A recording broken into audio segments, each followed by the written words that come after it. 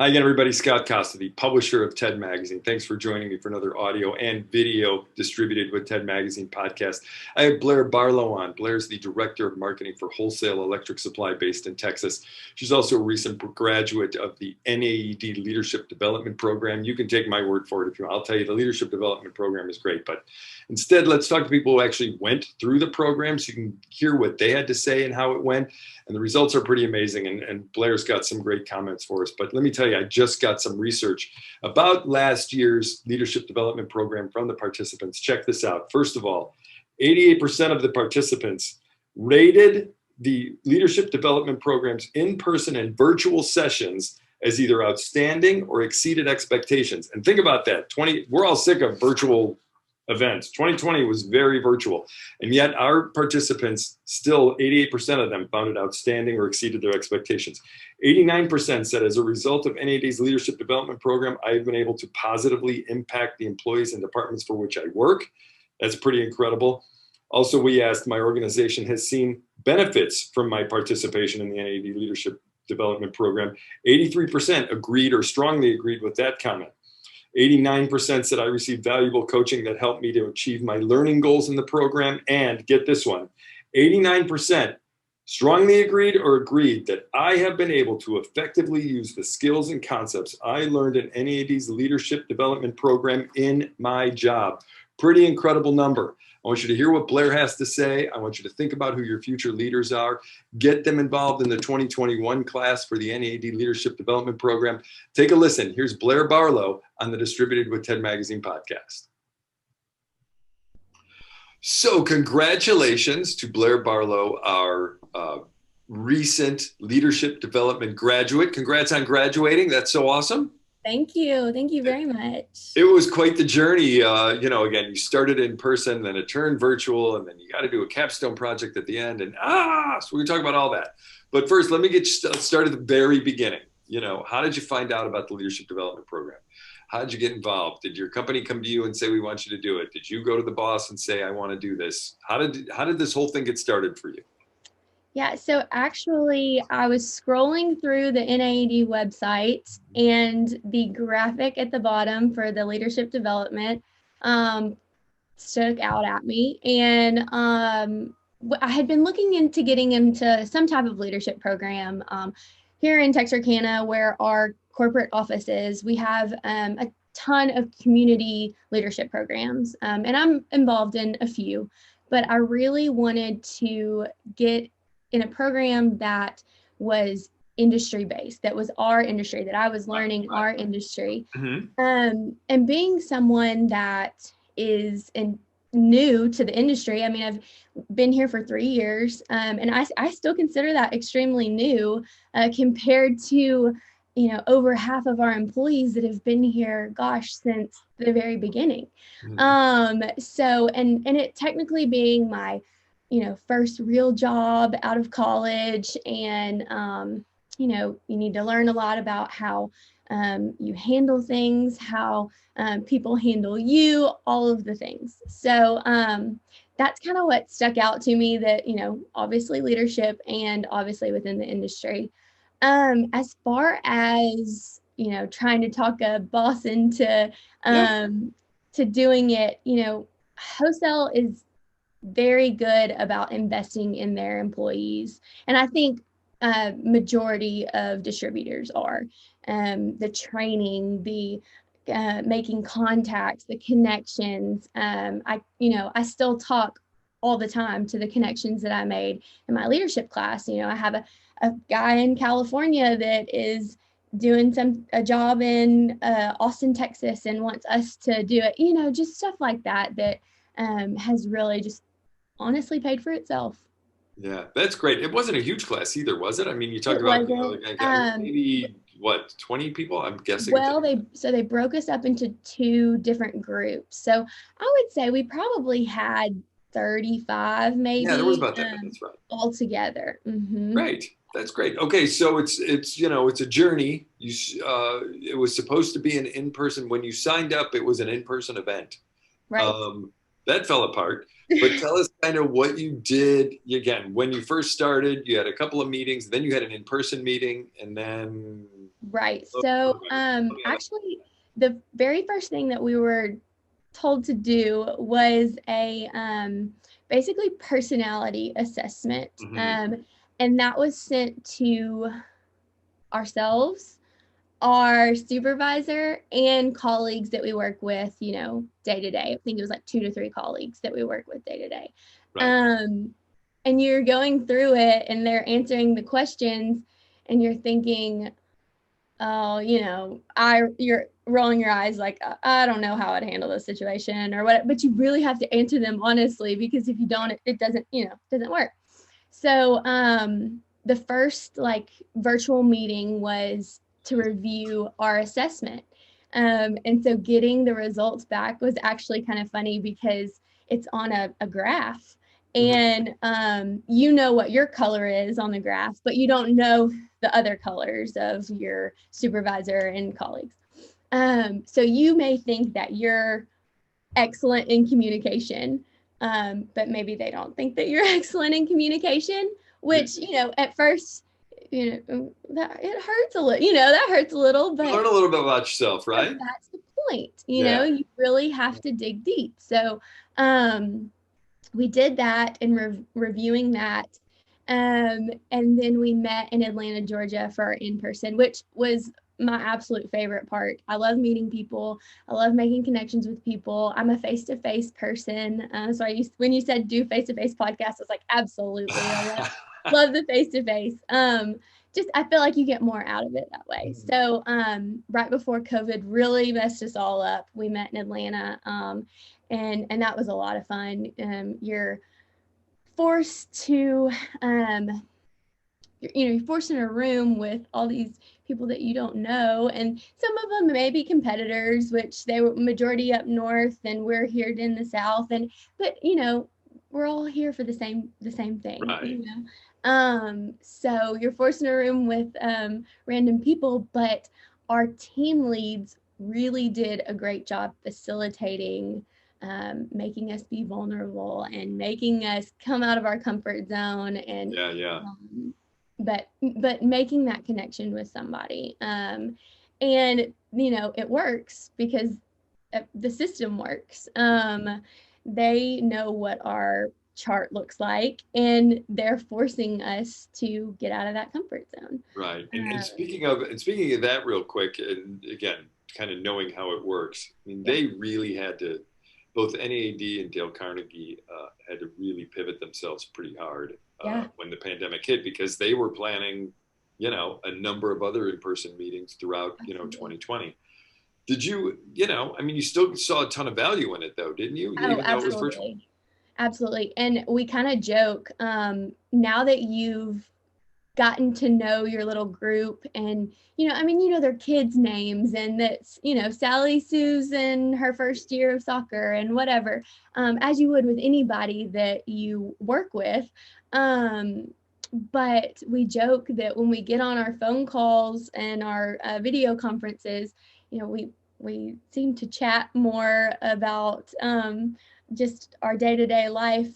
It's like you long lost college friend, so I feel like you're really not missing a whole lot from not being in person, but the face-to-face virtual is definitely just as good.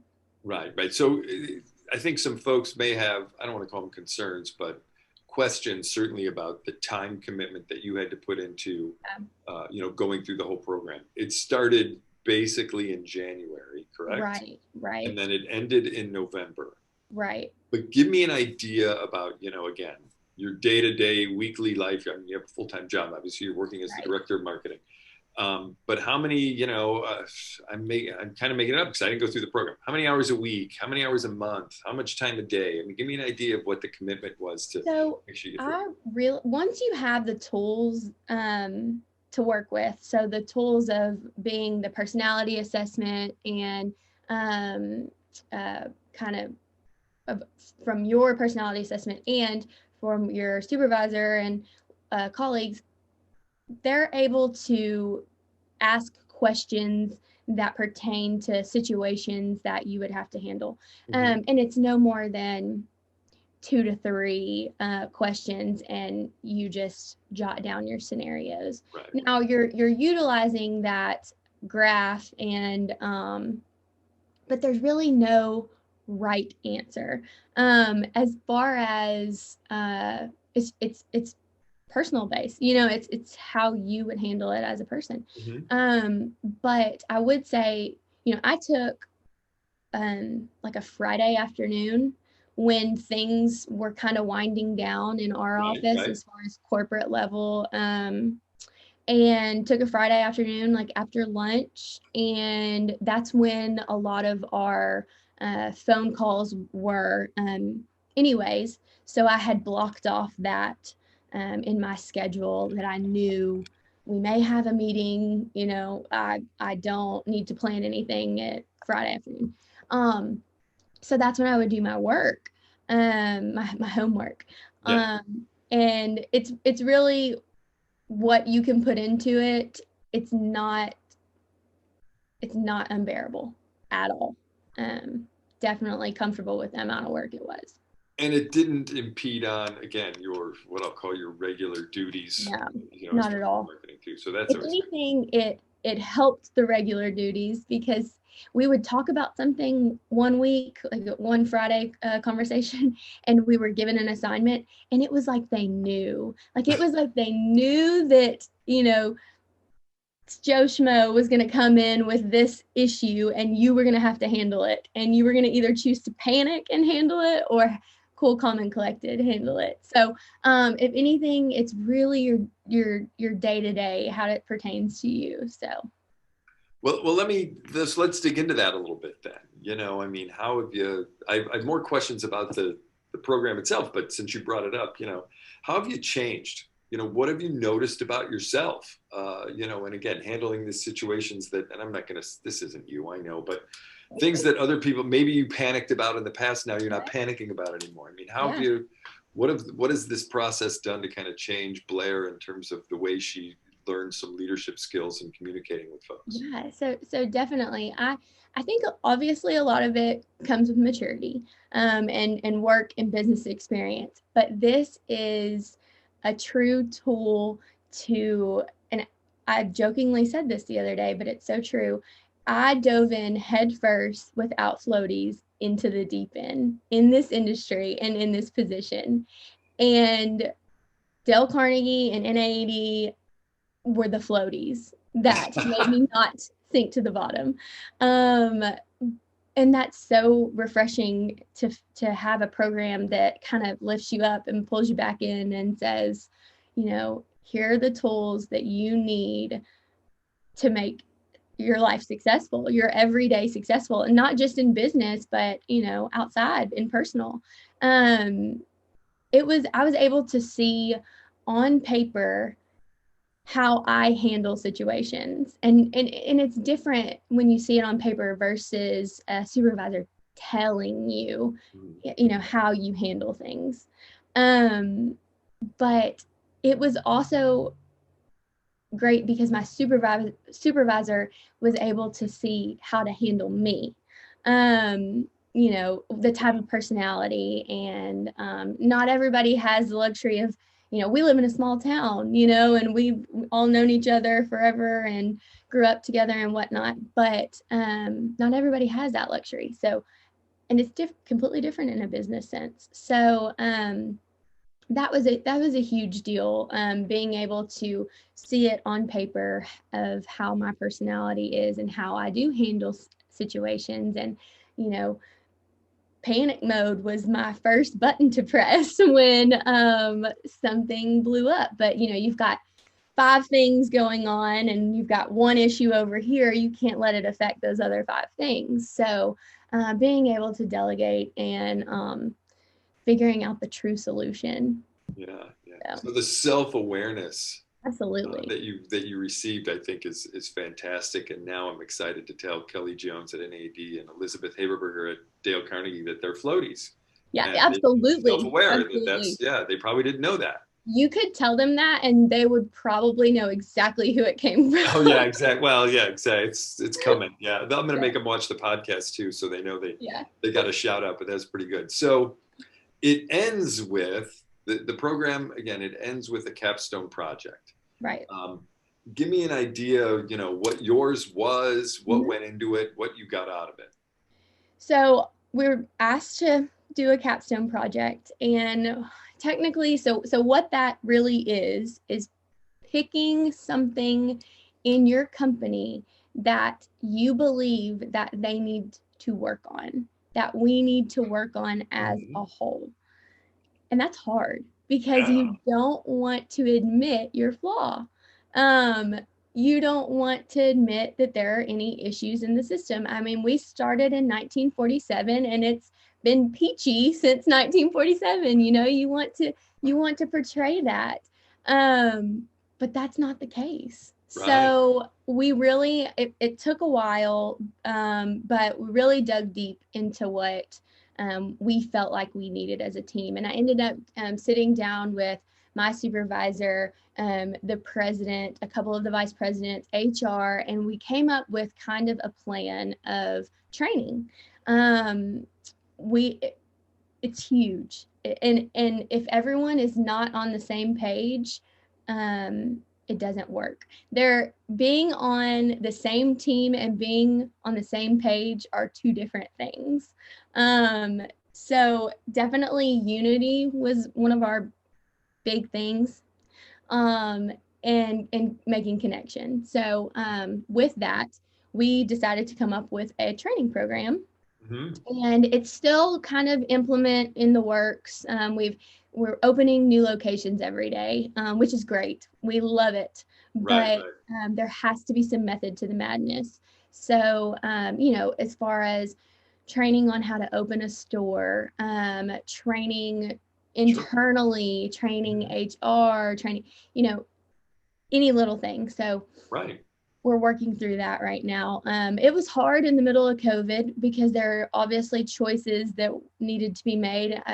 People were doing jobs that, maybe necessarily weren't there in their job description, but everyone had to pick up the pieces and work together. And I think that was the true test of, of leadership, was doing things that we necessarily don't want to do but need to do. So but this year in 2021 we're hoping to really implement our training program. So that was our capstone project. And like, I'll use the word vulnerable again. It's hard because you're sitting in a room full of all of these other distributors, and they're thinking the same thing you're thinking, like, oh, I don't really want to tell our flaws. We have to be vulnerable about it. So, but that's the only way that anything gets done. So, but it's pretty amazing that they invested in you and your leadership skills, and call it a side effect, I don't know, whatever you want to call it, is you also improved the business by saying, hey, you know what? Now that we've improved Blaire, let's improve, in your case, the training capabilities that we have here and improve the entire company all at one time. So you get like a double whammy here. Absolutely. Which is really pretty cool. Where do you go from here?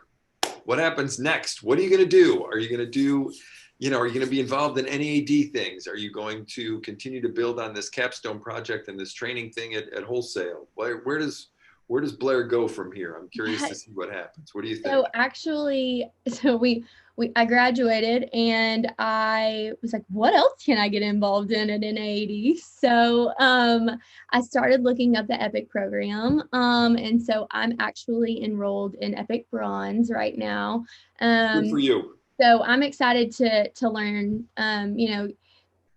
marketing in our industry is it's a funny thing, I mean, you can be face to face with customers, you can be digital marketing. I mean, there's so many things that you can do, but if you don't know what we're selling, then it doesn't work. So like I said, I had no background in the industry beforehand. So really learning the industry, I think, is the best way to handle it. So I'm excited about that. There's nothing wrong with not having the background in it. I am going to encourage you on a podcast, on the record, I hit the record button, so this is happening, to become a part of a committee with NAED, whether it's the lead committee and you know, again, that leadership development is a part of that, whether it's, you know, our foundation, again, an EPIC and some of the training stuff we do, or the adventure committee, which is a marketing committee. I heard you do some marketing.